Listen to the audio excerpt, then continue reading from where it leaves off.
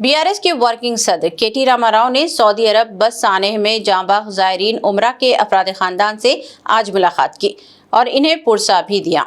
उन्होंने कहा कि बीआरएस मुतासरीन की हर मुमकिन मदद करेगी। केटीआर ने एडिकमीट, रामनगर और विद्यानगर से ताल्लुक़ रखने वाले ज़ायरीन उम्रा के घरों का दौरा किया। बादजा इजहार ख्याल करते हुए केटीआर ने इस वाक़े पर अफसोस का इजहार किया और कहा कि तेलंगाना के तकरीबन 45 ज़ायरीन उम्रा का जांबाज होना इंतहाई अफसोसनाक है।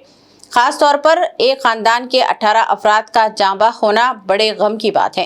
केटीआर ने कहा कि जहां ज़ायरीन के अहले खाना सऊदी अरब गए हैं, वहीं बीआरएस की एक टीम को भी रवाना किया गया है जो मुतासरीन की हर मुमकिन मदद कर रही है। उन्होंने कहा कि पार्टी वफद सऊदी अरब में सिफारत खाने के हुक्काम से ताउन कर रहा है ताकि मुतासरीन को हर मुमकिन राहत और इमदाद फराहम की जा सके और ज़रूरी कार्रवाई अंजाम दी जा सके।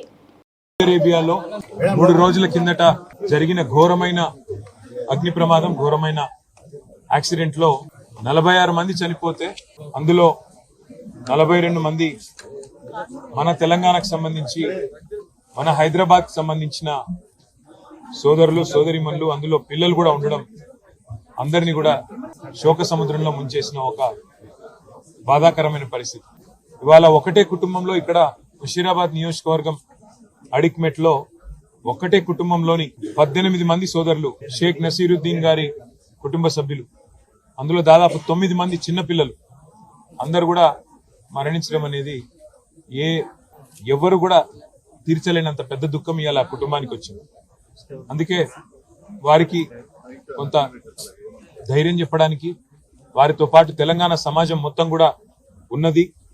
మేమందరం కూడా మీ బాధలో, అట్లాగే వారి కుటుంబ సభ్యులు ఎవరైతే ఇవాళ సౌదీ అరేబియా పోయారో వారికి బాసటగా నిలబడడానికి మా బృందం కూడా ఒకటి సౌదీ అరేబియా పోయింది. మా పెద్దలు మాజీ ఉప ముఖ్యమంత్రి మహమూద్ అలీ గారి కుమారుడు ఆజం అలీ గారు, అట్లాగే మా ఫార్మర్ వక్ఫ్ బోర్డ్ చైర్మన్ మసియుల్లా ఖాన్ గారు, వారితో పాటు మిగతా మిత్రుల బృందం కూడా సౌదీ అరేబియాలో అక్కడ అధికారులతో, అట్లాగే ఈ దివంగతులైన వారి కుటుంబ సభ్యులతో కలిసి పనిచేసి వారికి ఆఖరి క్షణాల్లో వారికి అండగా నిలబడడానికి, ఏమైనా కొంత సాయం చేయడానికి అక్కడికి మా బృందం కూడా పోయింది. ఇవాళ వారి కుటుంబ సభ్యుల్ని ఇక్కడ పరామర్శించి వారికి ఏ రకమైన సహాయం కావాలి అన్న మా స్థానిక నాయకత్వం, మా ముఠా గోపాల్, మా ఎమ్మెల్యే గారు, అట్లాగే మా పెద్దలు మహమూద్ అలీ గారు, మా శ్రీనివాస్ యాదవ్ గారు, మేమందరం కూడా మీకు అండగా ఉన్నాము. మేమందరం కూడా మీకు అండగా నిలబడతాము.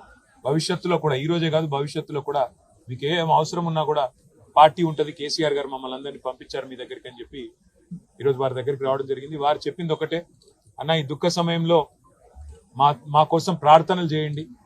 ఈ శుక్రవారం అన్ని మసీదులలో కూడా ఆ చనిపోయిన వారి కోసం వారికి ఆత్మ శాంతించాలని చెప్పి ప్రార్థించండి అని మాత్రం అడిగారు. మమ్మల్ని ఏమీ అడగలేదు. సరే, అక్కడ కొంత సాయం చేయండి, ఎంబసీ అధికారులతో మాట్లాడండి, తొందరగా ఏమైనా ఒకవేళ తేగలిగితే మిగతా భౌతిక కాయాలు అలాంటివన్నీ చేయగలిగితే చేయండి. లేదంటే అక్కడే అంతిమ సంస్కారం చేసే అవకాశం అక్కడే ఉంటే అక్కడే జరిగే విధంగా అధికారులతో మాట్లాడండి అని చెప్పారు. తప్పకుండా మా పార్టీ తరఫున మా గౌరవ ఎంపీలను కూడా మేము కోరుతాము. ఉన్నతాధికారులు, దౌత్య అధికారులు, భారత దౌత్య అధికారులతో కూడా మాట్లాడి వారికి అక్కడ సహకరిస్తామని చెప్పి కూడా చెప్పడం జరిగింది.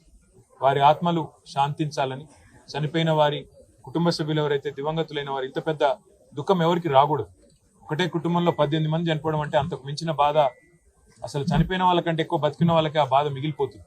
అందుకే వారు మనోధైర్యంతో నిబ్బరంగా ఉండాలని చెప్పి ఆ భగవంతుని ప్రార్థిస్తూ, ఈ శోక సమయంలో మొత్తం మనందరం కూడా మతాలకు అతీతంగా, కులాలకు అతీతంగా వాళ్ళ కుటుంబాలకు అండగా నిలబడాలని చెప్పి కూడా మన సోదరులను కూడా ప్రార్థిస్తూ, మీ అందరికి కూడా ముఖ్యంగా మా పత్రికా మిత్రులకు కూడా ధన్యవాదాలు.